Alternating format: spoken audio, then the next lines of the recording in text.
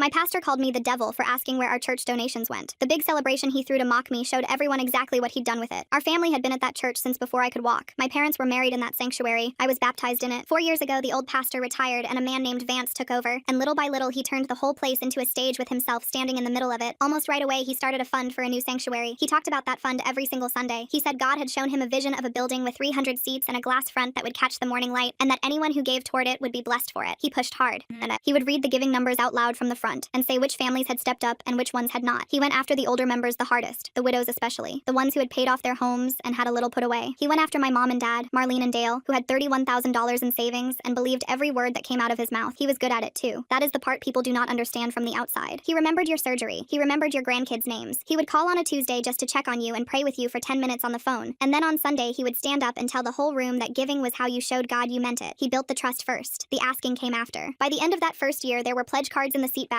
and a giving chart taped to the wall in the hallway. And he colored it in himself with a red marker after the second service. For a year, the money came in and nothing happened. No lot cleared, no plans posted, nothing out there but a sign staked into the grass beside the parking lot with a drawing of a building on it. The grass got mowed every other week by the same volunteers who always mowed it, and the sign sat out there looking like a promise nobody was keeping. I did not think much of it at first. Then one night at a church business meeting, I stood up and asked a simple question. I said, "How much have we raised so far, and when does the building start?" That was it. That was my whole crime. Vance stopped talking. He pointed his finger across the room at me and said, That right there is the devil talking." People turned around in their seats to look at me. He said, "Doubt is how Satan gets in. This young woman came here tonight to poison God's work, and I will not allow it." I said I had only asked a normal question about the money. He raised his voice over mine and said, "The devil always asks questions. The devil always wants proof. Sit down." So I sat down, because 80 people were staring at me like I had done something evil in front of them. I called him that Tuesday. I thought maybe he had misunderstood me, that he thought I was accusing him in front of everybody, and that privately we could fix it. He picked up on the second ring, friendly as anything. I said I only wanted to know the balance of the fund. There was a pause on the line, and then his voice changed into something flat I had never heard from him before. He said, "You are going to want to be careful where you take this." Then he said he had another call and hung up. That was the last normal conversation I ever had with the man. After that night, it got worse every week. He started using the word like it was my name. If I showed up on a Sunday, he would work it into the sermon somewhere. He would say, "Some of you have let doubt into your homes. Some of you are sitting next to the devil right now." Everybody knew exactly who he meant. Women who had taught me in Sunday school stopped speaking to me. People I had known for 20 years would see me in the parking lot and turn and walk the other way with their keys already in their hand. I had run the food pantry out of the back room for 6 years. 2 weeks after that meeting, a woman I trained myself called me and said the pastor felt it was better if somebody else handled it for a while. She apologized about 9 times on the phone. She still would not look at me at the funeral of a man we had both known. My own parents started pulling back. Vance told them their daughter had been taken by the enemy and that the only way to fight something like that was to give more and pray harder. So they gave more. He took a special offering one Sunday that he announced from the front was to protect this church from the spirit of doubt that had entered it. He was collecting money off of calling me the devil, and people were reaching for their wallets while he did it. I tried talking to my parents at their dining table. My dad said, "Pastor warned us you would try to turn us against him. That is exactly what the devil does." I could not win. Every reasonable thing I said proved his point for him. If I got upset, that was the devil being angry. If I stayed calm, that was the devil being clever. He had built it so nothing I did could ever look innocent.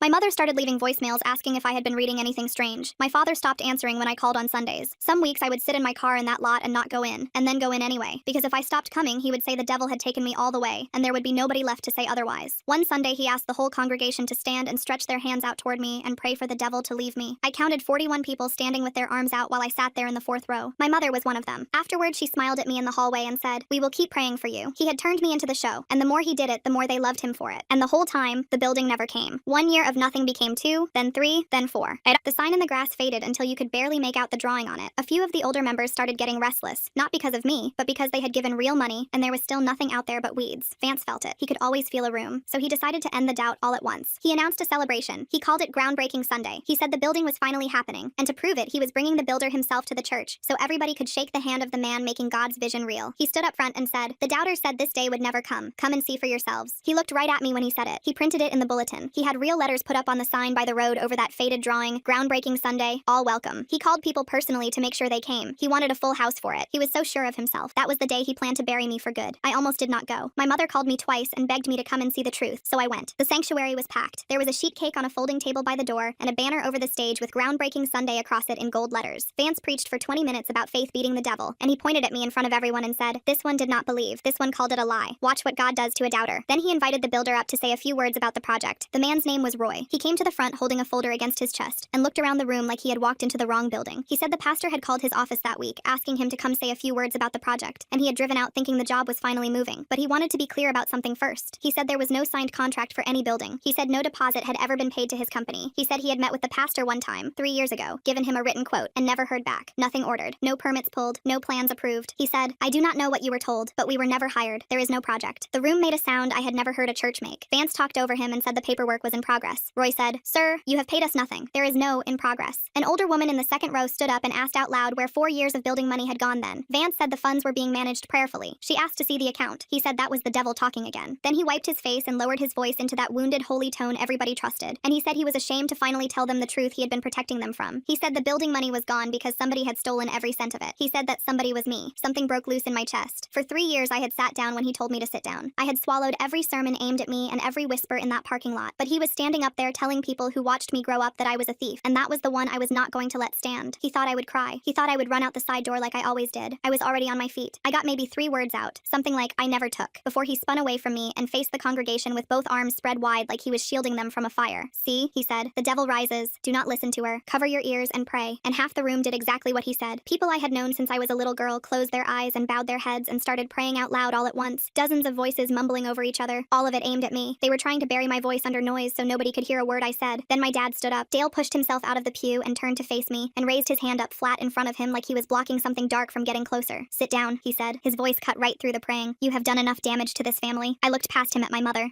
Marlene had her head down and her hands folded in her lap and her lips were moving. I stood there waiting for her to look up. One look. 1 second of her being my mom instead of his. She never lifted her head.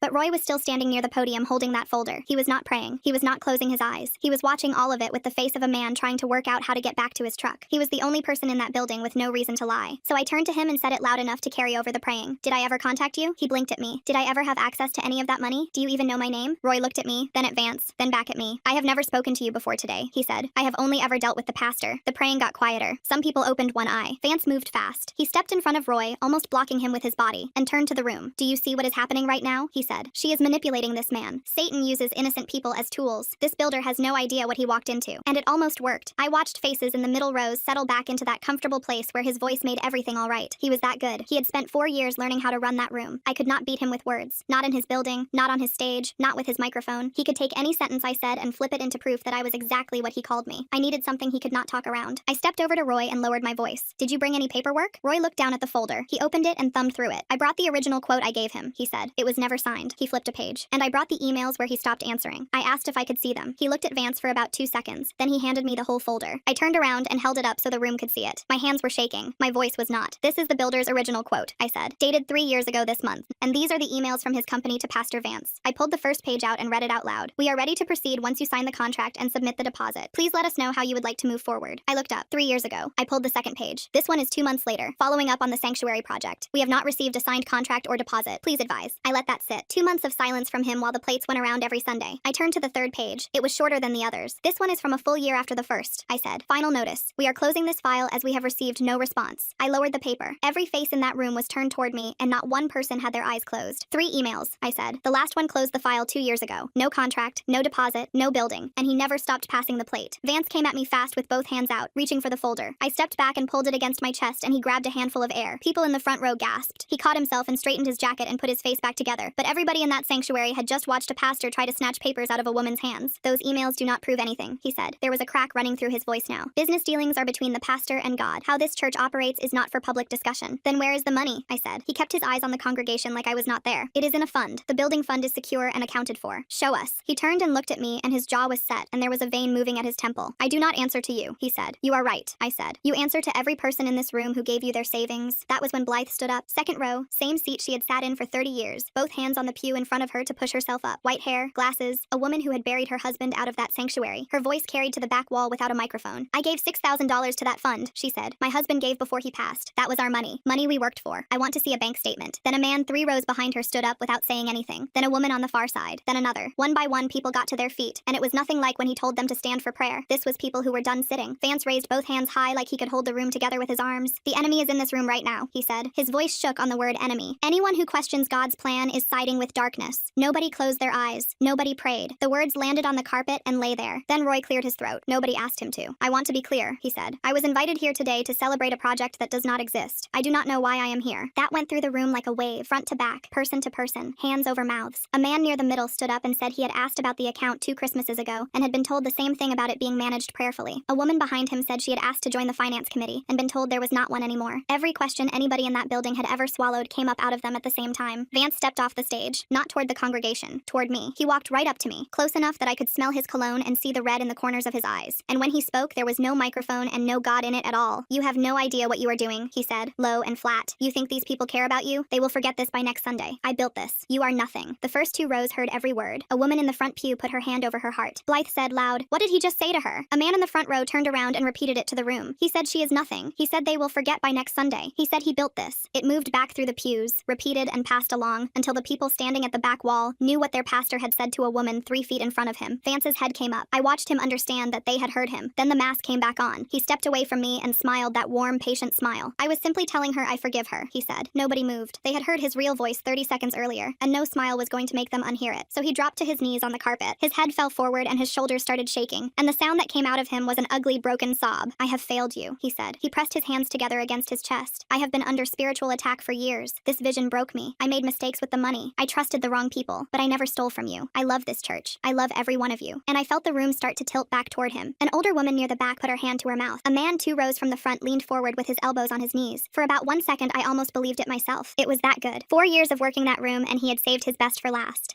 Then Blythe walked out of the second row and up to the front, and stood over him while he knelt there crying. "Then show us the account," she said. "Right now. Pull it up on your phone. Show us the balance." He wiped his face with the back of his hand. "I do not have access to it on my phone. It is through the church office. I would need to gather the records." "You run the account," Blythe said. "You told us that yourself. You stood on that stage and said you personally manage every dollar because God entrusted it to you. Pull it up or tell us the truth." "I need time," he said. "There are statements. There are receipts. It is not something I can just put on a screen in the middle of a service." "4 years is enough time," Blythe said. She did not raise her voice. She did not have to. I still had the folder. There was one more page in it I had not read yet. It was the quote itself. The whole job laid out line by line, the size and the materials and the labor and the timeline, and at the bottom in bold print, the total. I held it up so they could see the number. "The whole building was going to cost $118,400, I said. "How much has this church given to the building fund in 4 years?" Nobody answered. Then a man in the back stood up, a quiet one, the kind who comes early and helps count the offering. "I kept the books that first year, before he took it over himself," he said. "We raised $71,000 in 12 months. He stopped letting anybody see the numbers after that. 71,000 in 1 year. Then 3 more years of Sundays, special offerings, sacrificial gifts, widows on fixed incomes, my parents' savings. Nobody in that room had the numbers for the years after that, because he had made sure of it. But my parents alone put in 31,000, and Blythe 6, and you only had to look at the people standing up to know it did not stop there. The building cost 118. They had passed that before the second year was out and kept giving for 2 more. Blythe sat down in the front pew and worked it out loud, twice, like she was hoping for a different answer the second time. Not $1 had gone to a contract, a permit, a deposit, or a man with a shovel. Vance stopped crying. It shut off like a faucet. He put his hands on his knees and pushed himself up off the floor one leg at a time, and straightened his jacket and looked around the room for one face that still believed him. There was not one. "I do not have to stand here and be judged by people who would not have a church without me," he said, and he turned toward the side door the pastors used, and my dad spoke. Dale stepped out of the pew into the aisle and said one word, "Pastor." Vance stopped with his hand halfway to the handle. He did not turn around. "I told my daughter that questioning you was exactly what the devil does," Dale said. His voice broke in the middle of it. "I said that to my own child. I gave you our savings, $31,000. You looked us in the face every Sunday and lied." Vance said nothing. "You are not leaving until you answer her question," my dad said. "The one she asked 3 years ago. Where did the money go?" He pushed the handle down and stepped through the side exit, and the door clicked shut behind him. Somebody near the back said his car was already pulling out of the lot. Nobody went after it. Then the room came apart. People shouting, standing, calling after him, some of them moving toward the door. I was not watching any of it. I was watching my mother. Marlene had not moved. She was sitting in the same spot she always sat in with tears running down her face, and she finally looked up at me. Then she put her hand out. The same hand she had stretched toward me while 41 people prayed for the devil to leave her daughter. Open, shaking, reaching. I took it and sat down next to her, and she held on hard enough to hurt. "You were the only one who asked," she said. I said, "I know, Mom." The cake stayed on the folding table by the door with the plastic knife beside it, and nobody cut it.